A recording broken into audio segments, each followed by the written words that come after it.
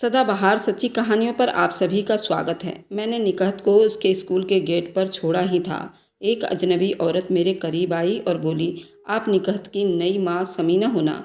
मैंने कहा हाँ। मैं उस अजनबी औरत के अचानक पूछे गए इस सवाल से हैरान थी। मैंने पूछा, आप कौन हैं? वह बोली, मेरा नाम साहिबा है और मैंने अपने 6 साल के बेटे का इसी स्कूल में एडमिशन करवाया है।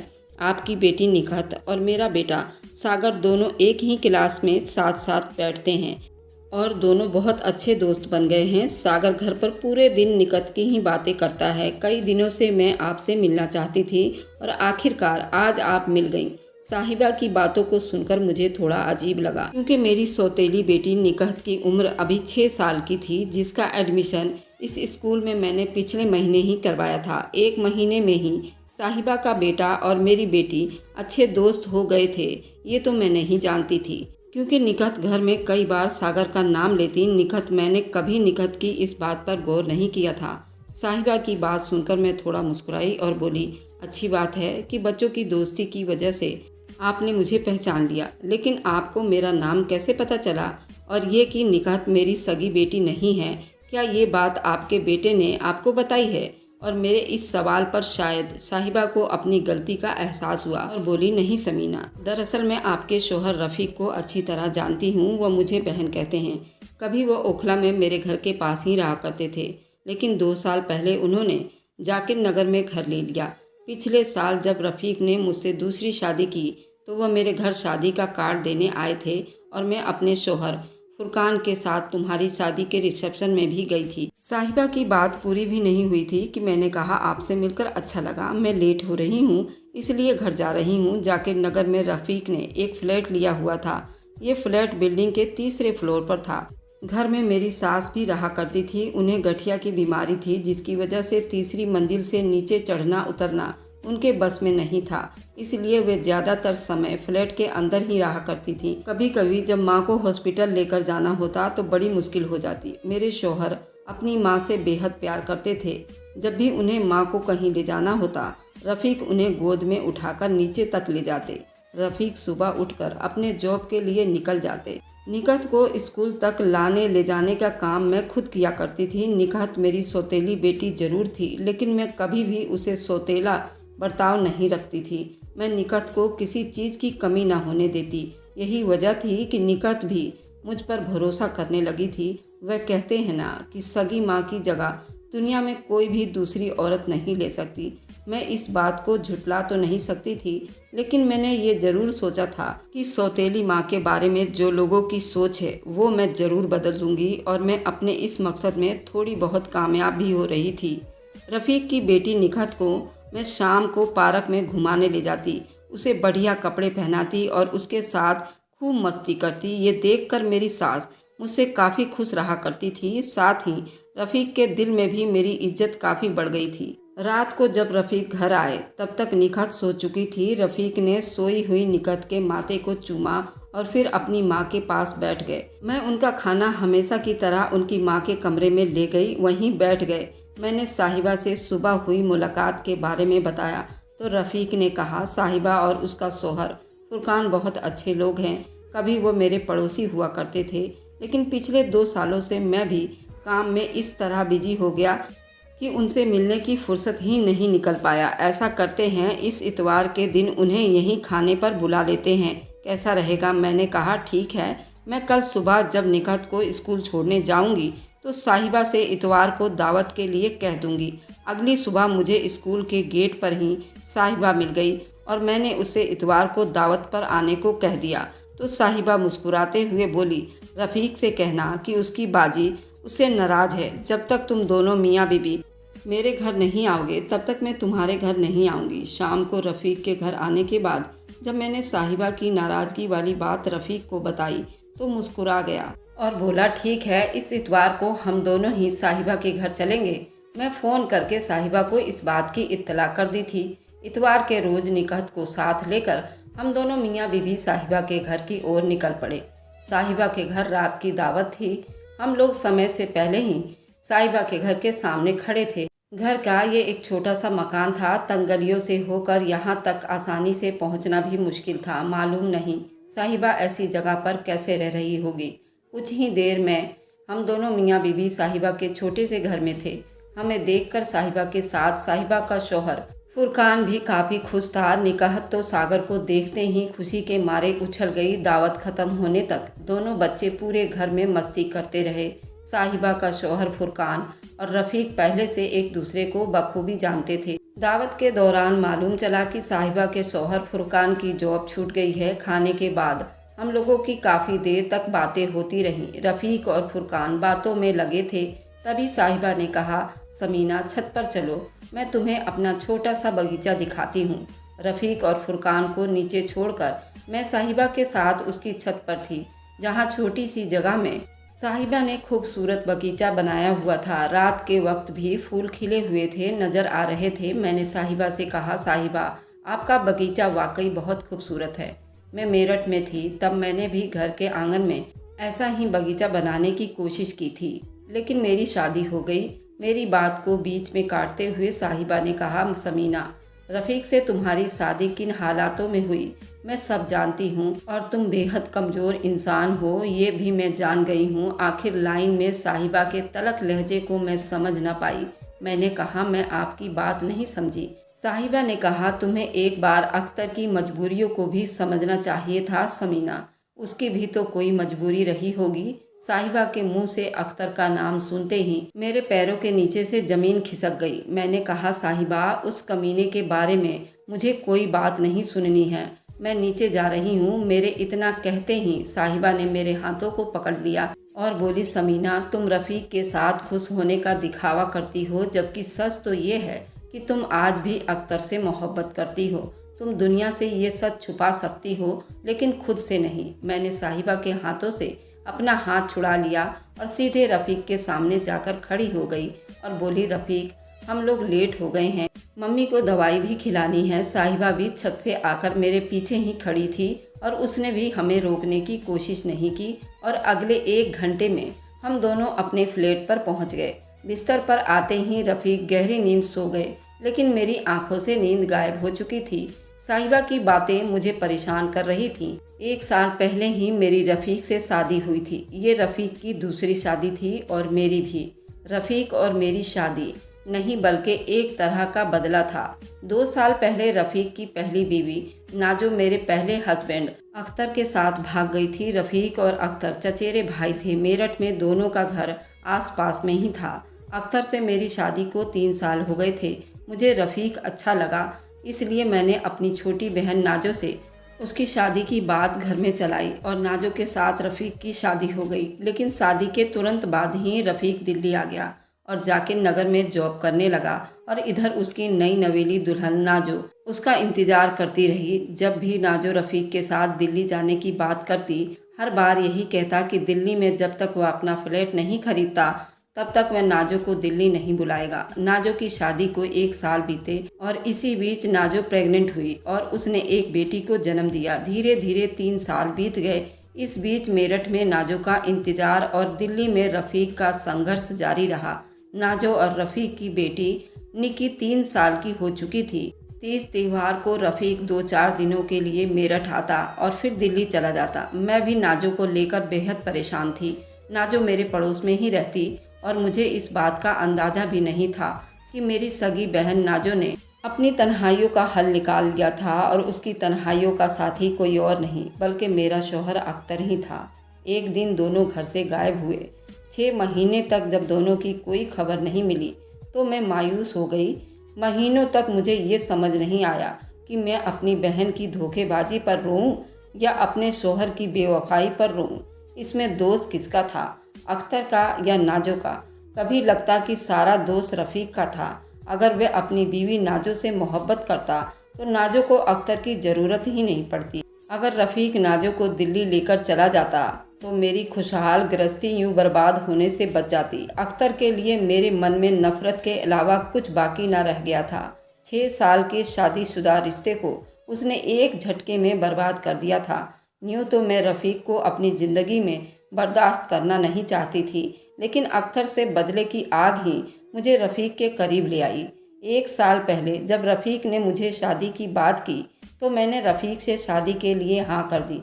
मुझे लगा जब ये बात अख्तर तक पहुंचेगी तो शायद उसे अपनी गलती का एहसास होगा, लेकिन रफ़ीक से मेरी शादी को 1 साल बीतने के बाद भी अख्तर का कोई सुराग नहीं मिल पाया था। रफ़ीक से मेरी शादी के वक्त निकहत 5 साल की थी। मुझे शक था निकहत रफ़ीक की नहीं बल्कि अख्तर की बेटी है। उसके बावजूद मैं निकहत को अपनी बेटी ही मान चुकी थी। निकहत का मेरे और रफ़ीक के अलावा था भी कौन? आज साहिबा के मुंह से अख्तर की बात सुनकर मैं हैरान थी। मुझे साहिबा की बात सुननी चाहिए थी। आखिर वे अख्तर को कैसे जानती है? अख्तर के साथ बिताए हुए 6 साल मेरी ज़िंदगी का सबसे बेहतरीन समय था। लेकिन अब वक्त बदल चुका था और वक्त के साथ रिश्ते भी बदल चुके थे। जो रफ़ीक कभी मेरा देवर हुआ करता था, अब वह मेरा शौहर था। इन सब के लिए अख्तर खुद ही जिम्मेदार था। साहिबा से मेरी मुलाकात को चंद रोज ही हुए थे, लेकिन मैं रफ़ीक के साथ बोरिंग सी ज़िंदगी जी रही थी। ये साहिबा कैसे जानती थी? यही सब सोचते हुए सुबह हो गई।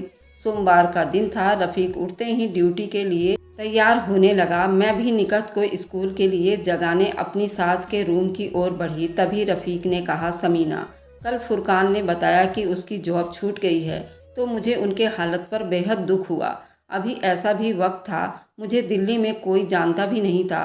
तब फुरकान और उसकी बीवी साहिबा ने मुझे अपने घर में पनाह दी थी। आज वक्त आ गया है कि मैं उनकी मदद करूं। मैंने कहा, आपको जैसा ठीक लगे ज़रूर कीजिए। रफ़ीक के लिए नाश्ता तैयार करने के बाद मैंने निकहत को तैयार किया और उसे लेकर स्कूल के गेट पर पहुंच गई। निकहत को उसकी क्लास में पहुंचाने के बाद मैं वापस स्कूल के गेट तक पहुंची और साहिबा का इंतज़ार करने लगी, लेकिन वह मुझे कहीं नज़र नहीं आई। तो मैं घर लौट आई। अगले कई दिनों तक मैं स्कूल के गेट पर साहिबा का इंतजार करती रही, लेकिन वो मुझे नहीं मिली। क्लास में सागर के ना रहने पर निकहत भी अब स्कूल जाने से कतराने लगी थी। सुबह सुबह वो स्कूल ना जाने की जिद पकड़कर रोने लगी। फिर जैसे तैसे मैं स्कूल छोड़कर आती।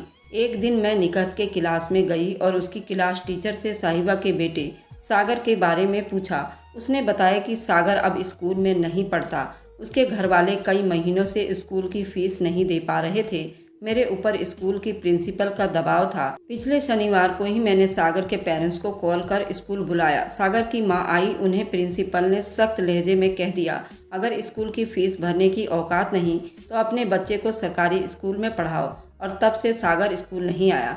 क्लास टीचर से ये बात सुनकर मुझे साहिबा पर बेहद तरस आने लगा। स्कूल से अपने घर आने की बजाय मैंने साहिबा के घर के लिए ऑटो पकड़ लिया। मैं सुबह सुबह निकहत को स्कूल छोड़ने निकली थी और उसे स्कूल छोड़ने के बाद सीधे साहिबा के घर के लिए निकल पड़ी थी। ऑटो वाले को किराया देने के लिए ना तो मेरे जेब में रुपए थे और ना मैं अपना फ़ोन ही साथ लाई थी। मैंने सोचा था कि साहिबा के घर पहुँच उससे 100 रुपये उधार मांगकर ऑटो वाले को दे दूंगी, लेकिन जब साहिबा के घर पहुंची तो उसके दरवाजे पर मोटा सा ताला देखा। पड़ोस में पता किया तो मालूम चला कुछ दिनों पहले ही साहिबा और फुरकान मकान बेचकर चले गए। कहाँ गए ये बात किसी पड़ोसी को मालूम नहीं था। मैंने ऑटो वालों से कहा, मुझे जाके नगर ले चलो, वहीं पूरा किराया अदा कर दूंगी। मेरे चेहरे की बेचैनी को इस वक्त कोई भी आसानी से पढ़ सकता था। मुझे अपनी अकल पर भी गुस्सा आ रहा था। इतने दिनों से साहिबा मुझे मिलती रही, लेकिन मैं उससे उसका फ़ोन नंबर तक नहीं ले पाई थी। साहिबा को लेकर मुझे रफ़ीक पर भी बेहद गुस्सा आ रहा था, क्योंकि वह साहिबा और फुरकान को लेकर सिर्फ हमदर्दी भरे बातें ही करता रह गया। अगर रफ़ीक के दिल में सच में साहिबा के लिए थोड़ी हमदर्दी होती तो वह वक्त रहते दोनों की मदद ज़रूर करता। शाम को जब रफ़ीक घर आया मैंने उससे सारी बात बता दी। आखिर मैंने कहा, तुम्हारे पास तो उनका नंबर होगा ही, पूछो कि दोनों ओखला छोड़कर कहाँ चले गए। मेरे सवाल पर रफ़ीक मुस्कुराया और बोला, उस दिन जब हम साहिबा के घर दावत पर गए थे तब तुम साहिबा के साथ छत पर चली गई थी। नीचे मैं और फुरकान रह गए थे। तब मुझे फुरकान ने अपने हालत के बारे में सब कुछ बता दिया था। तब से मैं उन्हें लेकर बेहद परेशान था। मैंने तुम्हें बताया था, पिछले हफ्ते ही मैंने फुरकान को गुड़गांव में जॉब दिलाई थी।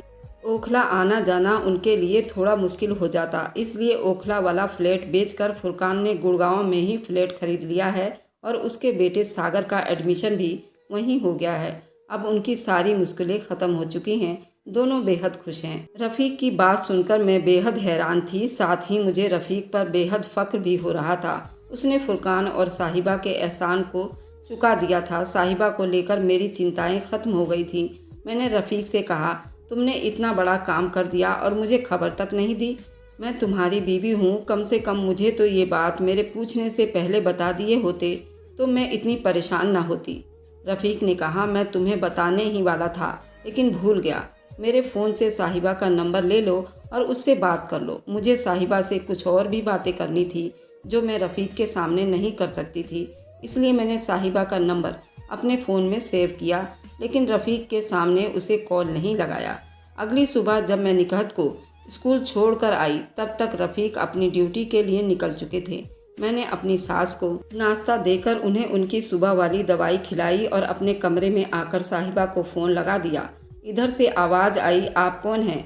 मैंने कहा, आवाज़ से पहचानो कि मैं कौन हूँ? साहिबा ने कहा, ओह मैं पहचान गई समीना, कैसी हो? मैं बोली, अब तुम्हें मेरे से क्या मतलब है? अगर मेरी इतनी ही फिक्र होती तो मुझे बताए बिना तुम ओखला छोड़कर क्यों भाग जाती?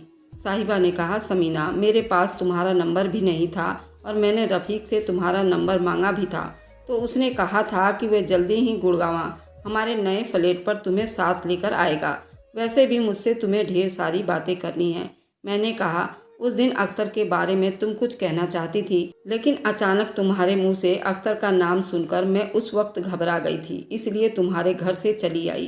तब से मैं ये जानने के लिए बेचैन हूँ कि तुम अख्तर को कैसे जानती हो। साहिबा ने कहा, समीना तुमसे मुझे बहुत सारी बातें करनी हैं। अगर तुम्हारे पास समय है तो तुम आज ही मुझसे साकेत मेट्रो के पास वाले पार्क में मिलो। मैंने कहा, निकहत को स्कूल से घर लाकर मैं निकल जाऊंगी।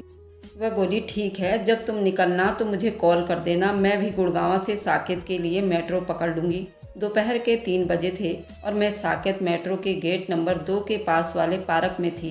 पेड़ के छांव में पड़ी एक खाली बेंच पर मैं साहिबा के साथ बैठी हुई थी और पहले के मुकाबले वह बेहद खुश नज़र आ रही थी। मैंने समय बर्बाद न करते हुए साहिबा से कहा, साहिबा मुझे घर पहुंचने में वक्त लगेगा, रफ़ीक की मम्मी को शाम की दवा भी खिलानी है। मैं उनसे बहाना करके यहाँ आई हूँ, इसलिए जो भी बात है मुझे जल्दी बता दो।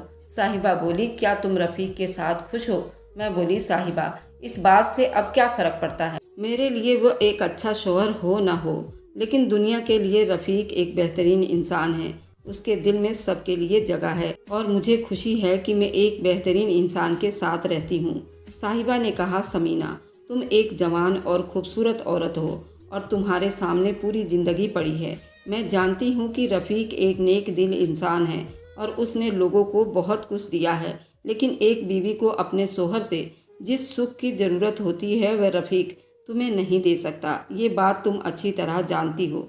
साहिबा पहली मुलाकात से मुझे हैरान करती हुई आ रही थी और उसकी बात पर तो मैं और ज़्यादा हैरान हो गई। ऐसा लग रहा था जैसे मेरी निजी ज़िंदगी की पूरी किताब पढ़ चुकी हो।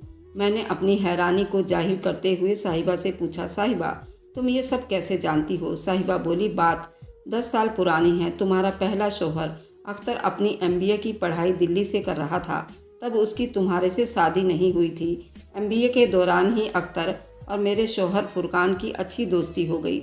MBA फाइनल करने के बाद अख्तर को मेरठ की एक कंपनी में जॉब लग गई और फिर उससे कोई संपर्क नहीं हो पाया। 7 साल पहले अख्तर अपने भाई रफ़ीक को लेकर दिल्ली आया था। तब अख्तर की तुमसे शादी हो चुकी थी। रफ़ीक भी दिल्ली से MBA करना चाहता था, लेकिन दिल्ली में रहने के लिए उसके पास कोई ठिकाना नहीं था।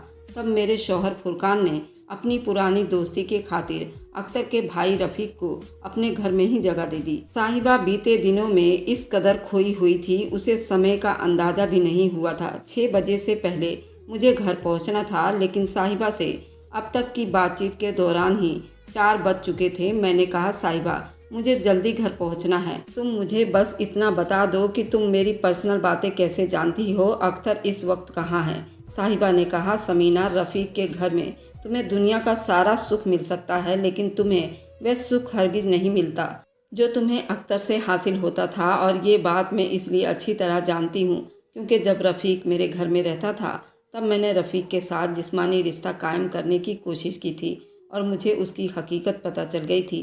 वह नामर्द है, बात मैं जान गई थी। तुम्हारी बहन नाजो रफ़ीक की इसी कमज़ोरी की वजह से उसे छोड़ गई।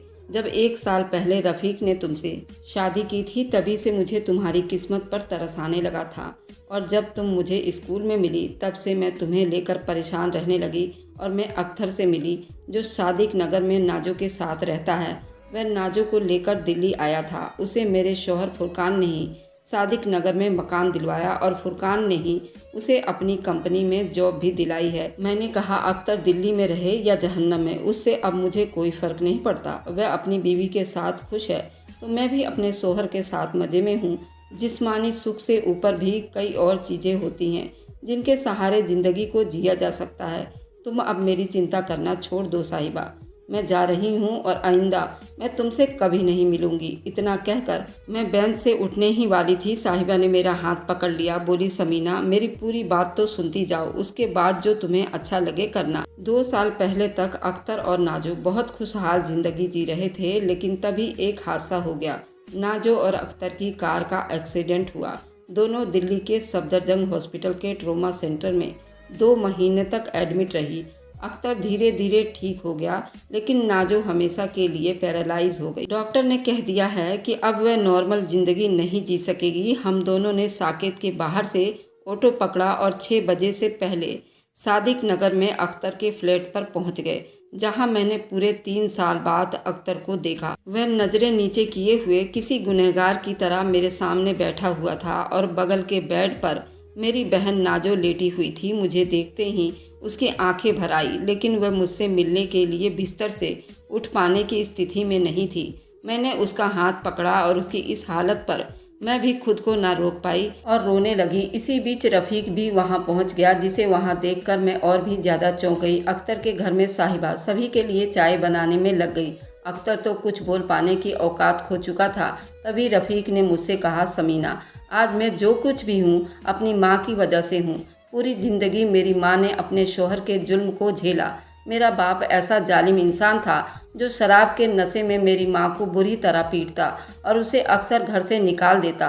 वह अपने शौहर के जुल्म से तंग आकर मरना चाहती थी, लेकिन मेरी माँ के मरने से पहले ही मेरा बाप कैंसर से मर गया। मेरी माँ ने मेरे खातिर सब कुछ झेला था। मैंने अपनी माँ के बुरे हालातों को अपनी आंखों से देखा था, इसलिए मैं अपनी माँ की हर ख्वाहिश को पूरी करने के खातिर कुछ भी कर सकता था। मैं किसी से भी शादी करना नहीं चाहता था, लेकिन माँ की ख्वाहिश थी कि मैं शादी कर लूँ, तो मैंने नाजो से शादी कर ली। मैं अपनी कमजोरियों को अच्छी तरह जानता था, इसलिए मैंने अपने चचेरे भाई अख्तर को नाजो के करीब जाने के लिए मनाया, ताकि वे नाजो की उन ज़रूरतों को पूरा कर सके जो मैं नाजो को नहीं दे सकता था। लेकिन नाजो ने अख्तर को ही अपना सब कुछ मान लिया और एक दिन दोनों मेरठ छोड़कर दिल्ली आ गए। रफ़ीक की बातों को सुनकर मुझे मर्द जात से नफरत होनी शुरू हो गई थी। रफ़ीक ने अपनी माँ को खुश करने के लिए एक साथ कई जिंदगियों के साथ खिलवाड़ किया था।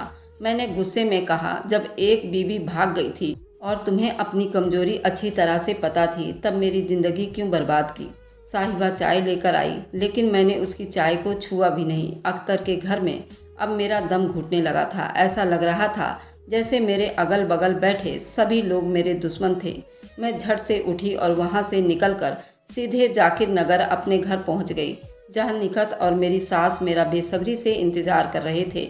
लेकिन अब ये दोनों भी मुझे दुश्मन ही नजर आ रहे थे। मैं अपने कमरे में गई और अंदर से कुंडी लगाकर फूट फूट कर रोने लगी। अगली सुबह मैंने अपना सामान पैक किया और सीधे मेरठ के लिए निकल आई। मैंने रफ़ीक को मैसेज कर दिया था कि मैं अब कभी लौटकर दिल्ली नहीं आऊंगी। अपनी माँ की खुशी के लिए किसी औरत को ढूंढ लो।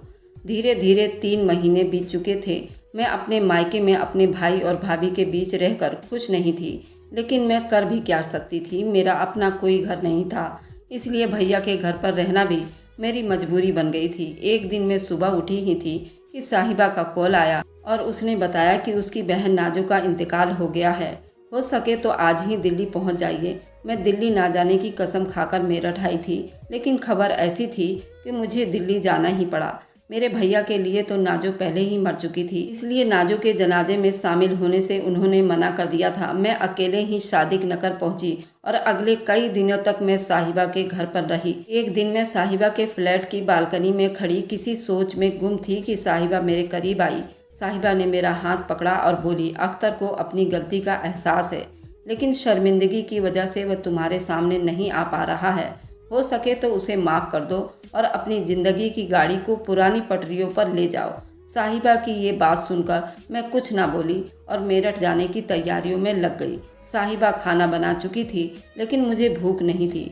मैंने अपने फ़ोन से रेलवे स्टेशन तक के लिए कैब बुक कर लिया और अपना सामान उठाकर निकलने ही वाली थी। साहिबा एक बार फिर मेरे करीब आई और बोली, तुम्हारी कैब यहाँ पहुँचने से पहले ही रफ़ीक और अख्तर यहाँ पहुँच जाएंगे। कैब कैंसिल करो और मेरठ मत जाओ। मैंने गुस्से में साहिबा से कहा, साहिबा तुम खुद को समझती क्या हो? मैं कोई खिलौना नहीं जो कोई भी मर्द मुझसे अपने हिसाब से खेले और फिर उसे डस्टबिन में फेंक दे। तुम्हें क्या लगता है कि मैं अकेले ज़िंदगी नहीं जी सकती? अकेली ना भी जीऊँ तो मेरी ज़िंदगी में अख्तर जैसा इंसान दोबारा क्यों? मैं किसी मर्द के बिना भी जी सकती हूँ।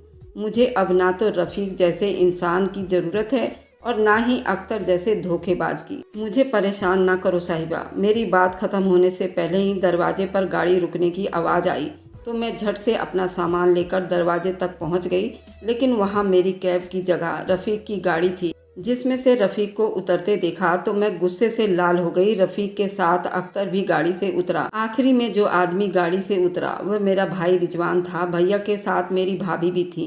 मेरी कैब कैंसिल हो चुकी थी और हम सभी लोग साहिबा के ड्राइंग रूम में बैठे थे। मेरे भैया भाभी ने मुझे समझाने की कोशिश की, लेकिन मैं अब किसी भी सूरत में अख्तर को नहीं अपना सकती थी। तभी अख्तर मेरे करीब आया और बोला, मुझे माफ़ कर दो समीना, मैं अपनी गलती पर बेहद शर्मिंदा हूँ। अख्तर की बात पर मेरा मन किया कि उसे ज़ोर से थप्पड़ मारूं, लेकिन मैं ऐसा नहीं कर पाई थी। तभी रफ़ीक ने पेपर मेरे सामने करते हुए कहा, ये तलाक के पेपर हैं, इसमें साइन कर दो और हो सके तो मुझे भी माफ़ कर दो समीना। मैं भी अपने दिल के हाथों मजबूर हो गई और आखिरकार अख्तर फिर से मेरा शौहर बन चुका है। 1 साल बीत चुके हैं। रफ़ीक की माँ अब इस दुनिया में नहीं है। जाकिर नगर में रफ़ीक अब अकेला ही रहता है। जिंदगी में इतने जोड़ तोड़ के बाद भी रफ़ीक को सिवा तन्हाइयों के कुछ नहीं मिला।